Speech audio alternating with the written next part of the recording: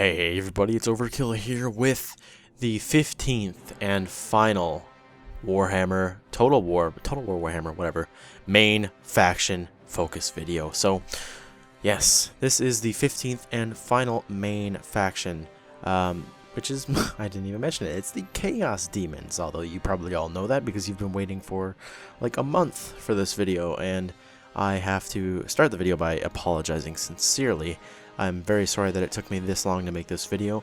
It's just that I've had a lot of trouble trying to make the notes for this video because I just don't know how they're going to implement the Chaos Demons. So I'm just going to tell you as much information as I can that would relate to Total War, and that would spark interest in you guys to then go and learn more yourself, because this is definitely not going to be the one-stop shop for Chaos Demons lore, I'll tell you that. But yeah. Thank you all for watching the other 14 episodes. This is the 15th, of course. And I've had a lot of requests for other videos, such as the Chaos Dwarfs, Kislev, other factions, stuff like that.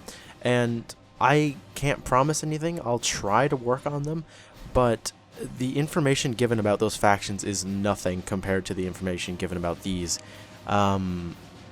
There's no set units, really. The Chaos Dwarfs is an exception. The Chaos Dwarfs are a faction that I could do, more than likely. But the other minor factions like Telia, Eastalia, Kislev, stuff like that, it's just going to be really difficult to make videos like that. I can make lore videos, but I don't want to. That's not what this series is. This series is relating these factions to Total War in anticipation of Total War Warhammer. And I'm just assuming that the 15 main factions are going to be the playable ones. That's just my opinion. They could add Kislev and all those other ones, but it's just my opinion. But anyway, we've rambled on enough. Let's get into the video. So, of course, the Chaos Demons. Let's get on to characteristics. Now, this video is also laid out differently than the other ones. We have characteristics, the Chaos Realm, implementation in Total War, military, which is the roster, and then the legendary lords. It's a bit different from the other ones because they don't live per se in the mortal realm, such as the other factions, of course, because they require magic. But we'll get into that in a little bit. It's a different layout. Hopefully you guys don't mind. Anyway, the characteristics.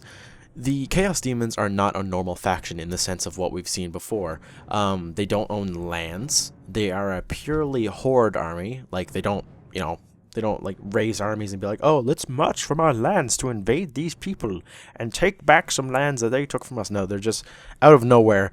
They show up and they're like, hey, let's kill everything because chaos is cool. Woo. They're made of pure magic, the actual demons themselves, of course, making them very durable and resistant to most magic of other races. They literally are the living magic of other races. Like, what the races of the mortal realm, like the Empire, Dwarfs, Elves, all consider magic is chaos energy, and the demons are created from chaos energy, so they are physical magic, essentially. So yeah, it's going to be a bit interesting if they're added in. In combat, they suffer from a unique instability. Now, this is just a list of characteristics I've noticed as I've been reading through other stuff. They suffer from a unique instability. And if you don't know what instability is, if you've seen anything about the vampire counts, they have instability. That's what their crumbling is. Now, the demons suffer from the same thing, where if they're losing a combat, some of their demons disappear. They just go back to the warp, to the realm of chaos, rather. But unlike the crumbling effect of the vampire counts, these can have a very negative or quite positive effect, whereas where in certain roles, because of course we're talking about the tabletop rules right here now, you have to roll 2d6 when you take a test, like at in combat. This is what the crumbling is as well. If you roll 2d6 and it's higher than your leadership value, you lose that many models. But anyway, in the tabletop for demons, if you roll 2 1s, all of the demons that died in that last round come back. You get all of them back. But if you roll a double 6, the entire unit just disappears, goes to the realm of chaos. So I highly doubt they'll implement that in the game. It's just worth noting that sometimes units could come back, who knows, or they could be completely wiped out. I highly doubt that's going to be a thing, but just so you guys know. There is a set rivalry between the gods, with Khorne and Tzeentch being adversaries, and Nurgle and Slaanesh also hating each other. So Khorne and Nurgle, Khorne and Slaanesh, whatever. Tzeentch and Nurgle, Tzeentch and Slaanesh, the same, whatever. No problem. But as soon as you get Khorne and Tzeentch or Nurgle and Slaanesh together, oh boy, going to have some problems. They are rivals. The demons of those respected gods do not like each other. Of course, they will work together if need be, but as soon as the will of the gods is done with the mortals, they go right at each other again, which is quite interesting. Demons roam freely at the warp gates, the north and south polar warp gates, as corruption has taken over the lands completely there. This means demons will roam freely in the Chaos Wastes that we've seen before, where the Chaos Warriors start. Demons can just walk around there no problem. There's so much chaos energy there that they can manifest and stay there. They can willingly stay in the mortal realm, of course. They can go back to the realm of chaos if they so desire, but they can stay in the Chaos Wastes. So invading the Chaos Wastes is going to be ridiculously difficult if the demons have their own armies wandering around in the Chaos Waste. And this also means that they can move south with the spreading of corruption from the Chaos Warriors. In other areas where chaos has not corrupted the world, demons may still thrive for a while, and we'll get into that in a little bit. But the Chaos Waste is going to be filled with marauding tribes, Chaos Warriors, and now hordes of demons willingly walking around doing whatever. You're not going to want to go up there, but of course in the end game you're going to have to if you want to defeat chaos. But oh boy, it's going to be interesting. So we're going to move on to the Chaos Realm itself. So the Realm of Chaos is a place of pure chaos energy, what is described as magic by the inhabitants of the old world, or the Warhammer world in general.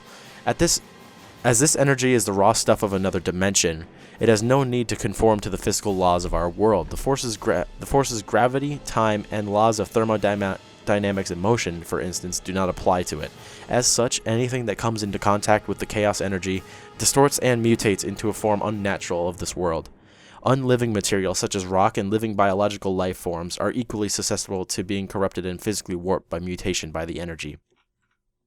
The realm of chaos itself is split into 4 by the gods. The largest realm is occupied by Khorne, the next largest being Tzeentch, then Nurgle and Slaanesh, respectively. All of these realms have very different terrain and locales, from blasted wastes to swamps, corrupted forests, mountain ranges, etc. The 4 gods are always fighting for more land to add to their domains, but before any progress can be made by one god, they are always halted by the need to begin invasions into the mortal realm and slay all that they can.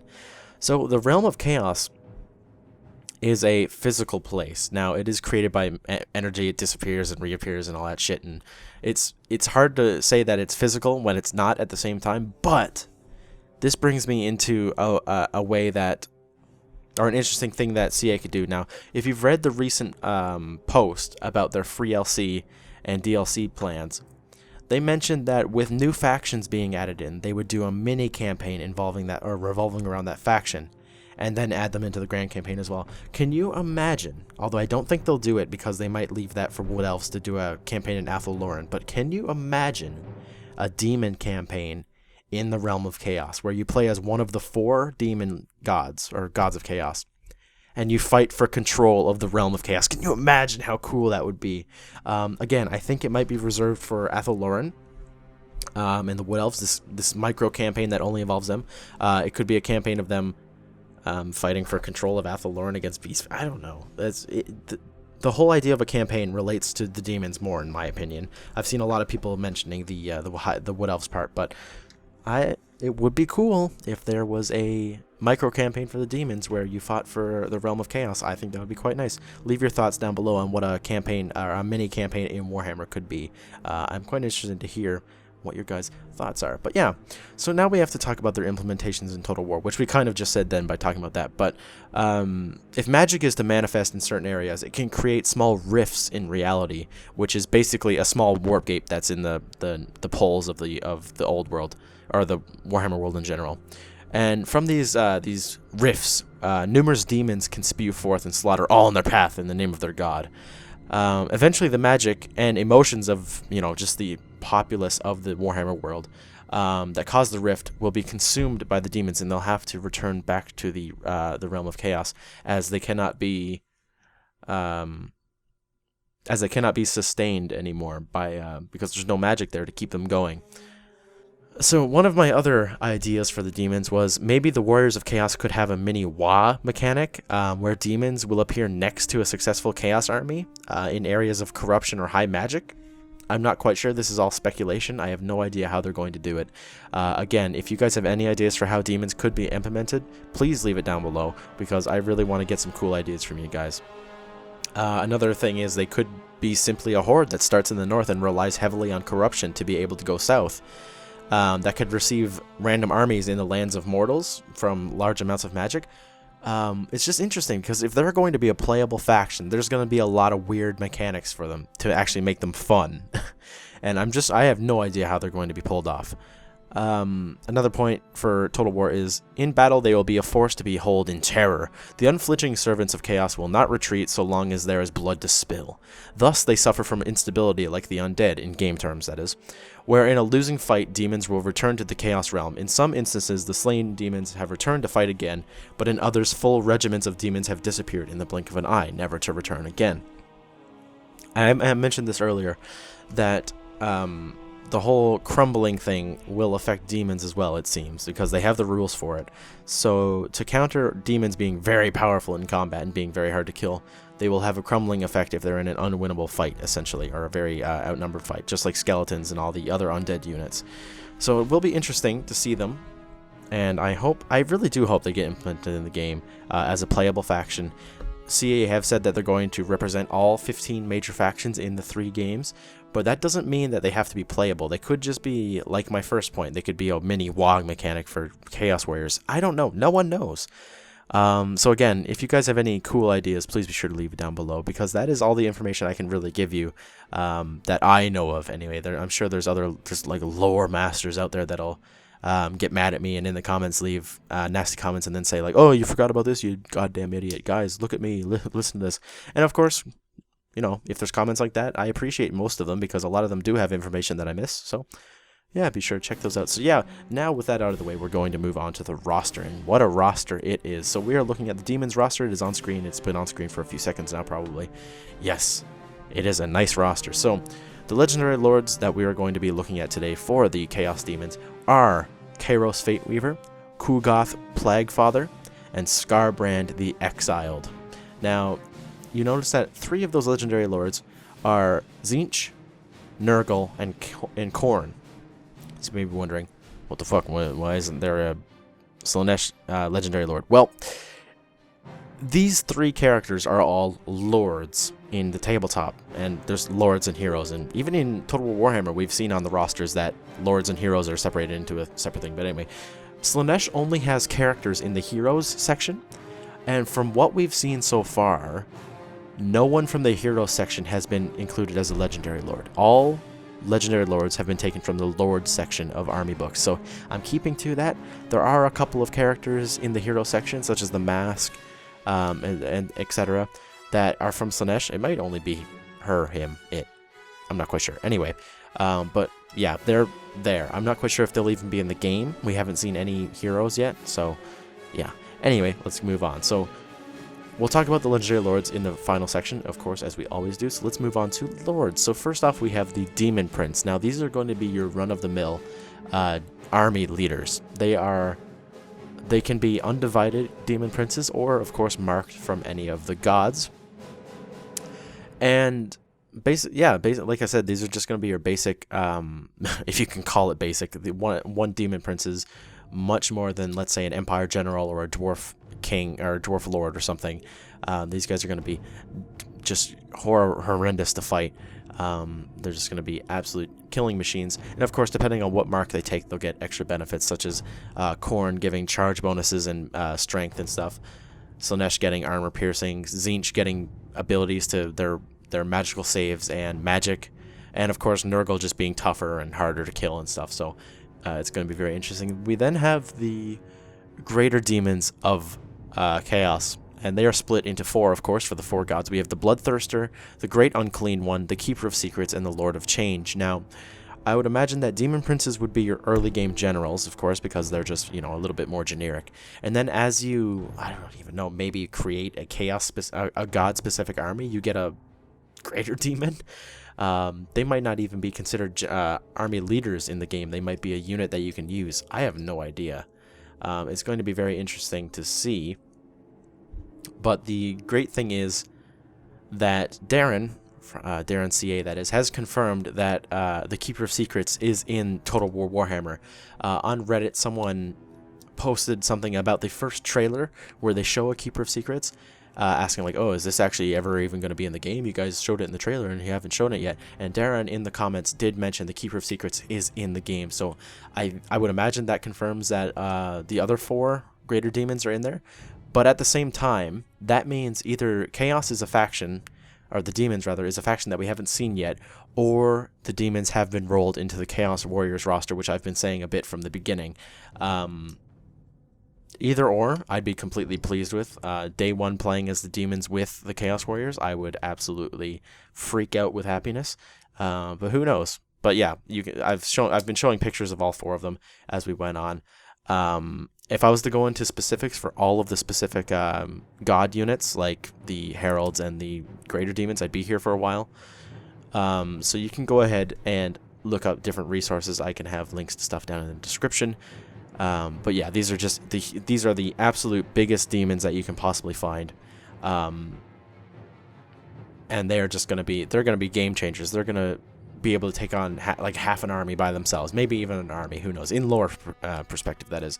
In the game, they might not be able to because they'll be nerfed a bit from what their lore says they can do. But yeah, we then have heroes, and that would be the heralds of Khorne, Nurgle, Tzeentch, and Slaanesh. Now, heralds are better than a demon, but they're lesser than a greater demon, so they're kind of in the middle there, and they are the commanders of certain maybe cohorts of demons, different groups of demons, and they are basically like they're like the lieutenants of the greater demons. The greater demons give out the orders, and the heralds bring them to the normal troops, like the bloodletters, etc.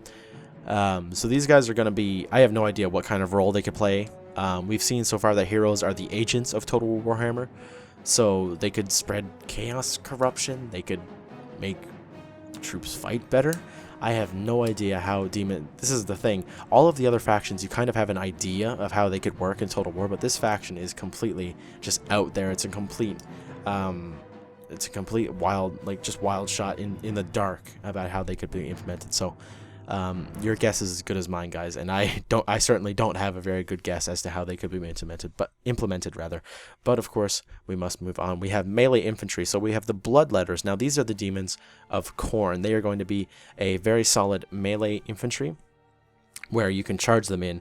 They'll take their hellblades or whatever they're called, and they'll just chop through enemy infantry. And yeah, they are one of the more resilient of the 4 chaos demons. Of course, the plague bearers from Nurgle being the toughest, but they have a good magical resistance, and they also have one of the toughest skins of the bunch. So that's going to make them probably your best frontline infantry. We then have plague bearers, which are the demons of Nurgle, and these guys are going to be tougher than most other infantry. They are not only chaos energy demons, of course, but they are just they're just bricks of rotten flesh and disease. So your soldiers, if you're fighting the demons, that is, are just going to be cutting off chunks of plague bearers, and they're just not going to care. They're going to keep fighting. Of course, they feel no pain. They have no morale because they're demons. You can chop them to pieces and they just won't care. As long as they can attack you, they're going to. So these guys are going to be very tough, very scary to deal with. It's going to be interesting. We then have demonettes, which are Slaanesh's demons. And this is another melee infantry. This is going to be more of your flanking light infantry. Now, demonettes, as you can see, are female, if you could call it that. Who knows what they have under that clothes with Slaanesh. But these are going to be your light flanking infantry. You can see they have those big claws and big stabbing talons and stuff. They're just going to, as you hold down the enemy infantry with bloodletters and plague bearers, the demonettes can flank around. Of course, demonettes can hold their own in combat as well. They're demons, of course. But if you flank with them, they're faster than normal demons, so they can chop away and claw and whatever at the back of the enemy. And yeah, we then have pink horrors, which are the demons of, you guessed it, Tzeentch. And what's interesting about them is a unit of pink horrors in the tabletop counts as a level 1 wizard, and they can cast spells from the lore of Tzeentch. Speaking of which, there's a lore of Slaanesh, there's a lore of Nurgle, and a lore of Tzeentch. Khorne hates magic, so there is no lore of Khorne. But pink horrors can cast magic, so while they are a melee infantry, they can be used as a support infantry that can cast spells. So you can keep them behind your main infantry, the Bloodletters, Plague Bearers, Demons, etc. As they cast spells, and of course if they're needed they can charge in, because you can see they're quite crazy looking, biting and clawing at people, and just being general scary, just monsters that are just gonna tear apart enemy infantry. But yeah, that's them. We then have Furies. Now Furies we've seen multiple times. These are just like corrupted weird harpy kind of things. They have wings and they fly around, and yeah, nothing too fancy about them. They're going to be like a flanking quick moving flying unit. Bah, interesting. We then move on to the next section, which is ranged infantry. We have the Flamers of Tzeentch. Now Flamers of Tzeentch are these big masses of twisted flesh that just spew fire out of them. And while it's not a very long range attack, once the Flamers close with the enemy, they spew pure chaos energy onto them. And while it looks like fire, and as the name suggests, Flamers, it is not actually fire. It does not burn their victims, but it warps reality, and it just melts whatever it hits into just a puddle of chaos corrupted flesh. So these are going to be absolutely devastating. You're definitely going to want to pick these off as soon as possible with your faction.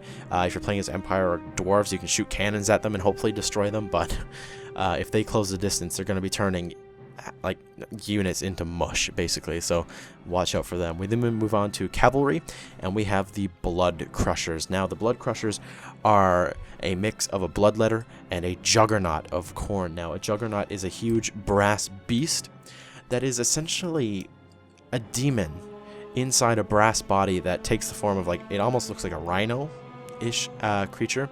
Now when you put a Bloodletter on top of that, and you have quite the little fighting force. So these are going to be you can't even call them shock cavalry. They're just going to be unit flattening cavalry.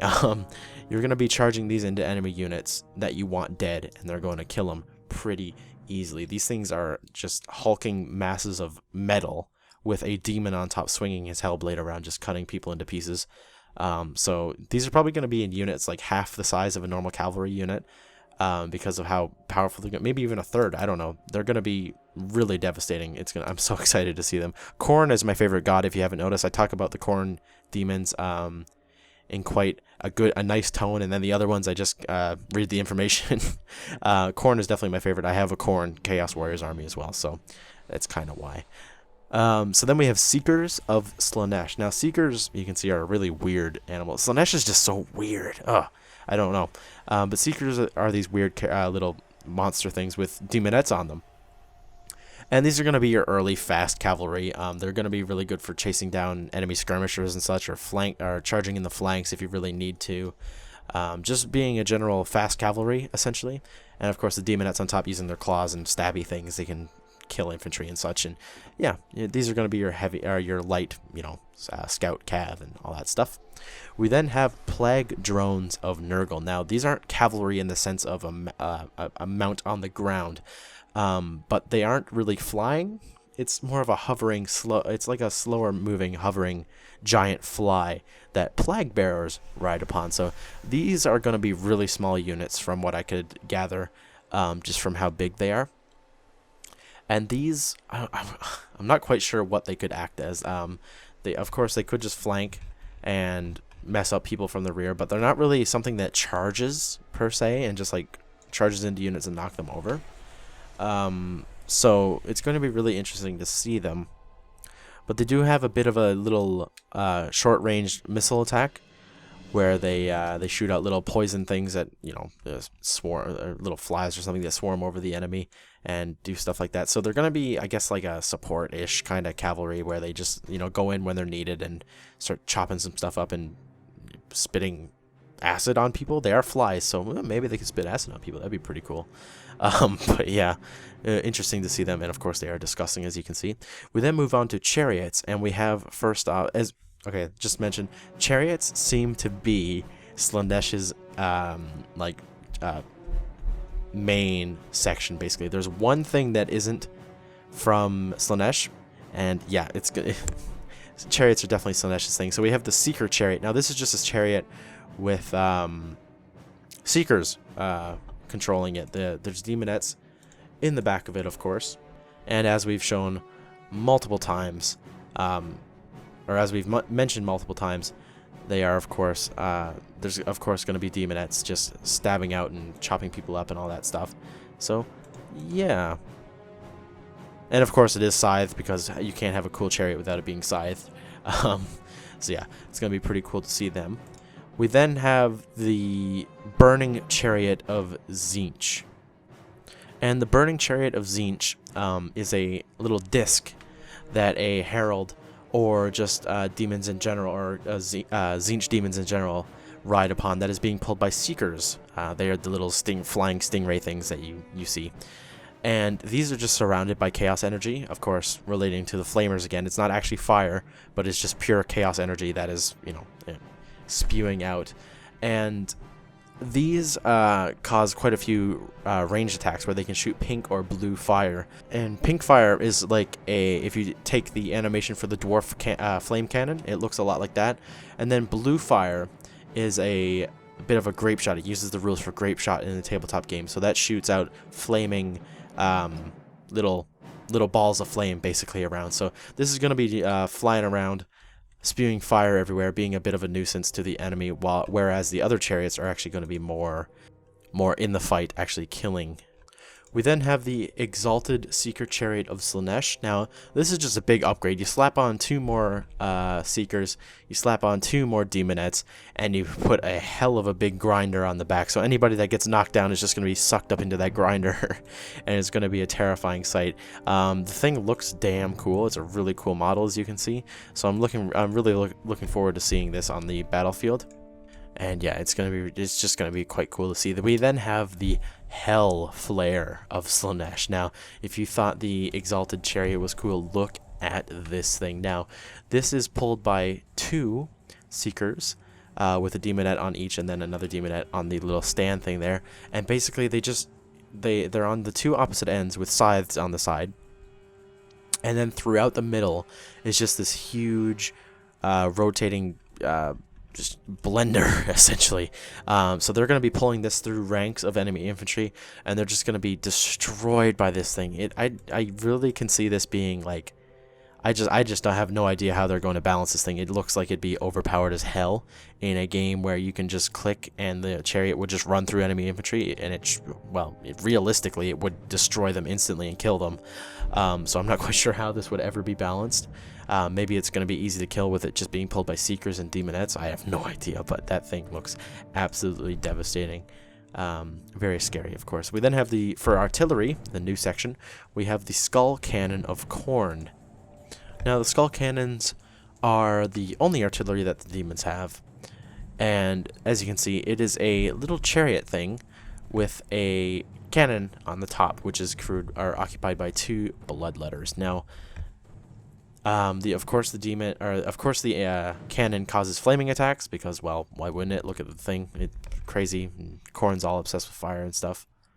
And of course, as well as being artillery, it does act as a chariot, so it can charge into enemy infantry. And as you can see, the wheels on the front are scythed, so it will do a lot of damage. And of course, the bloodletters on the side will do a lot of damage to the enemy infantry as they pass through as well. We then move on to monsters. So now we have Nurglings, which are the smallest demon servants. They are little tiny demons that follow Nurgle. And you can see that they're just little tiny nuisances, basically. There's going to be like hundreds of them swarming over enemy infantry. Alone, they wouldn't do anything, but with groups of dozen or more against one person, of course, they will drown them in disease and just be chopping them to pieces with their little claws and little weapons that they might have. So these are going to be like a throwaway kind of absorbing enemy fire kind of unit for the Chaos Demons. So interesting. We'll move on. We then have the Flesh Hounds of Khorne, and these are going to be equal to basically the Dire Wolves or the Chaos Hounds in terms of their ability. They're going to be a fast, very fast, flanking, not cavalry, but a little bit of a cavalry unit. So they're going to be going after exposed flanks, enemy ranged units, and they're just going to be ripping them apart and doing lots of damage to them. Next, we have Screamers, and this is units of the Tzeentch little demon things. They look like rays, as you can see, and they'll be flying around, and basically they'll swoop down and attack people and such. So they're going to be a really fast flying little flanking force. So maybe if you don't want to use fleshhounds, you want to use screamers, they can fly around, harass enemy infantry units, take down enemy ranged units, artillery crews, maybe stuff like that. We then have the Beasts of Nurgle, and these are going to be like the Chaos spawn of the Warriors of Chaos. These are going to be hulking brutes that you just send right into the fight. They'll smash holes in enemy lines that you can fill in with your smaller demons. And while in the middle of a bunch of enemy infantry, they're going to be swinging around, hitting people with all their limbs and stuff, and spreading disease onto them and making them all die of plague instantly and stuff like that. So that's going to be cool. We then have Fiends of Slaanesh, and this just gets weirder and weirder, doesn't it, for Slaanesh? You can see it's this big scorpion-like creature that has boobs and a weird seeker face with bug eyes and big scorpion claws. Ugh, it's weird. But like the Beast of Nurgle, this is going to be charging into enemy ranks, kind of breaking a hole where the demons can pour in, of course. Snatching up people in those claws and stomping on them with those feet is, of course, going to do quite a bit of damage, and they are definitely a sight that you don't want to see. Then we have the pinnacle of the demon army, the Soul Grinder. Now, the Soul Grinder must be like one of the coolest units in Warhammer, both Fantasy and 40k. So this thing is just going to be absolutely scary to see. It's basically a demon that has offered its soul to the Forge of Souls, and the Forge of Souls binds the demon to this just hulk of metal and flesh, known as the Soul Grinder. So these things are going to be an absolute, definitely late game unit for the demons, if that's all implemented and stuff. And these things are just absolutely devastating. They have so many special rules that allow them to kill characters and just cause damage to large units. So they have lots of ranged weapons. They have their claw, which can cause lots of damage to characters and other monsters and such. It's just going to be terrifying to see. Where some of their weapons count as grape shot. They count as catapults, bolt throwers, stuff like that. It's ridiculous. So these guys are going to be really terrifying to see, and of course, fight against. So that is the Chaos Demons roster. We now move on to the Legendary Lords. So first off, for said Legendary Lords, let's take a look at the exiled himself, Skarbrand. So, the Bloodthirster Skarbrand was once the greatest of all Khorne's demons. An eternity of battle in the Blood God's name had brought Skarbrand victories uncounted. It was he who tore down the gates of Slaanesh's first palace and visited ruin therein. It was he who led the 8 hosts of murder to their triumph over the combined armies of the other Chaos Gods. In all the endless years of Khorne's existence, no other has piled so many skulls before the Skull Throne, or spilled the blood of so many warriors and innocents alike. Thus did Skarbrand enjoy Khorne's favor like no other. Alas, so proud was Skarbrand that it was a simple task for Tzeentch to fan the embers of his hubris. One dark day, when Khorne's back was turned and his attention elsewhere, Skarbrand's fierce pride grew hot, and blinded by rage, he smote the Blood God a mighty blow. Powerful beyond measure was Skarbrand, and he had toppled cities with but one blow apiece. But even he could not pierce Khorne's brazen armor. Only the smallest of chinks was cut into the Blood God's armor. But even this was sufficient to draw the terrible fury of Khorne's gaze. Incandescent with wrath, Khorne seized the demon by the throat. The Blood God cursed Skarbrand's name and choked all personality from him, leaving only the bottomless rage that had caused him to attack. So Tzeentch managed to convince Skarbrand, unwillingly of course to Skarbrand, to attack Khorne because, Skarbrand's so angry, that he thought, hey, why don't I attack my master? And yeah, that'll go great. So of course Khorne, being the badass that he is and being a god, was not damaged by Skarbrand at all. So he exiles Skarbrand, and takes away all of his emotions other than the rage that drove him to attack Khorne himself. So in doing this, Skarbrand has actually become more of a loyal servant to Khorne than ever before. So Khorne was like, oh, well, perfect, awesome. So now Skarbrand is just an absolute killing machine. He's crazy. He's constantly in frenzy, which is a rule that makes, you fight better in Warhammer Fantasy.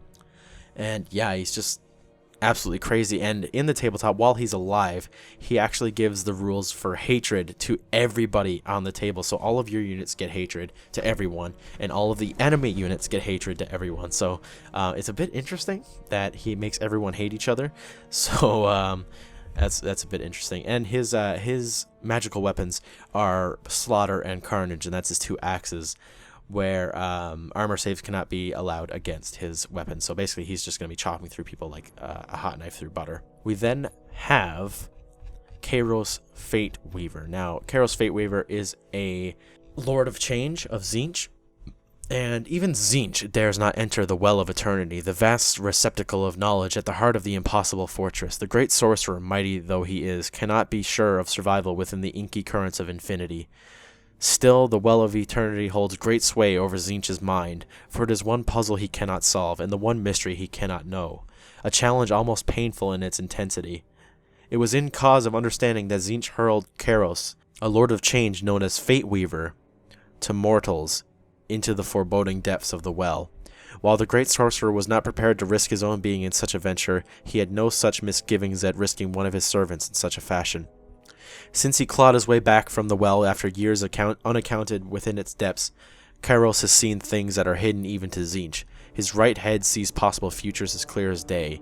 No scheme is hidden from its sight, and the infinite possibilities of tomorrow crystallize into irrefutable fact. Kairos's left head sees the past without the petty colorations of perspective and bias. Past and future pulse throughout a body shriveled and twisted by its passage through the well. Valuable as his vision is, it comes with a heavy cost. Both of Kairos's heads are blind to the present. He cannot see time as it passes, only events that are to come or those that have already elapsed. So Kairos is interesting. He's also, so in the tabletop, he's a level 4 wizard who generates spells in the unique following way. When Kairos comes to generate spells, his left head may choose a total of 4 spells from the lores of life, metal, light, and heavens, and his right head may choose a total of 4 spells from death, beast, shadow, and fire, and both heads always know all spells from the lore of Tzeentch. And at the start of each magic phase, decide which head Kairos is using. He may only cast spells known to that head. So, of course, this isn't going to mean anything in Total War Warhammer. You can't just take turns choosing heads in that.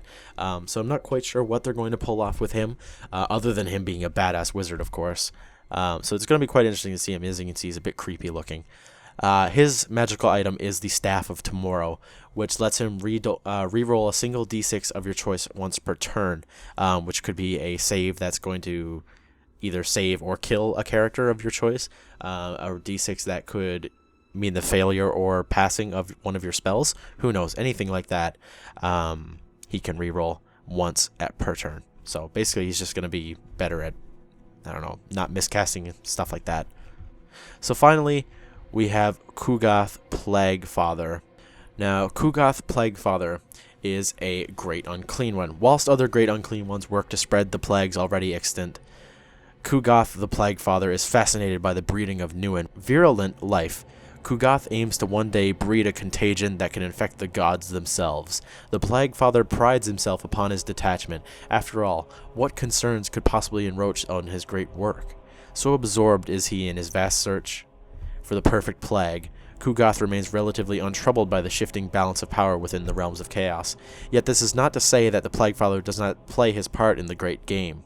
Ku'gath's experiments are nothing without practical results, and he is ever eager to test fresh creations on the battlefield.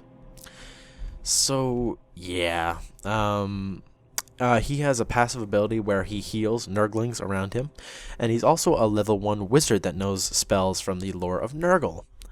So, yeah, that's quite interesting. He also has a hatred of dwarves. And why he hates the dwarves is because they have a natural resistance to pestilence and disease. And he was also defeated beneath the walls of Karazak Karak by a host of dwarves. So he has personal hatred for the race of dwarves. So that makes him more powerful fighting against armies of dwarves themselves. Now, his magical ability, magical thing, if you could call it that, is a necrotic missile. So this is a magical shooting attack which is fired like a stone thrower, which is a catapult, and it ignores armor, and it is a very quite strong attack. So that is the Chaos of Demons, Demons of Chaos army, guys. Again, it probably wasn't the best video out of the 15. It's definitely not a faction that I can easily just pick up like the others and say like, oh, this is going to be this is going to work like this in Total War, blah blah blah. They're just completely different from all of the factions, so hopefully you guys can take what I have said and piece your own opinions and what you think together, and hopefully make a pretty solid opinion on how you think they're going to implement Chaos Demons into Total Warhammer, that is. I look forward to seeing your guys' responses in the comments. I look forward to any fixes that might have happened. I was very vague with this video, so I don't believe I said anything wrong, but I probably did leave out certain rules and certain abilities of different units. But thank you for watching. Hopefully you enjoyed, and I will see you later, guys. Goodbye.